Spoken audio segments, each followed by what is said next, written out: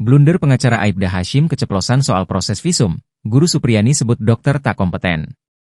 Pengacara Aibda Hashim, Laode Muhram Naadu, mengkritik dua jenderal polisi dalam kasus penganiayaan guru terhadap muridnya di Baito.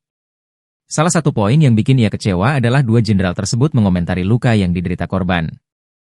Sebab, Laode menilai, kedua jenderal tersebut tidak punya kompetensi untuk berkomentar.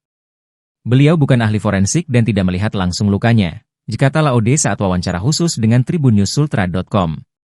Menariknya, ucapan Laode tersebut seakan mematahkan hasil visum yang diperlihatkan dalam persidangan.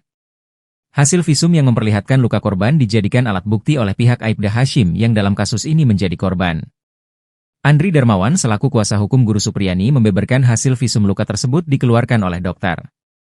Andri semakin curiga lantaran surat perantara visum dibawa oleh Aibda Hashim dan istrinya yang merupakan ayah dan ibu korban.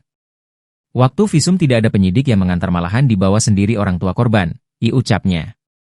Menurut Andri, ini adalah kesalahan prosedur dilakukan penyidik Polsek Baito. Kuasa hukum juga meragukan kompetensi dokter yang membuat surat visum korban. Karena dokter umum bukan dokter forensik, ucap Andri. Untuk itu, dalam sidang lanjutan nanti, Andri selaku pengacara Supriyani akan menghadirkan dokter forensik yang akan menyimpulkan luka korban. Karena kami menduga luka ini disebabkan penyebab lain, tutur Andri.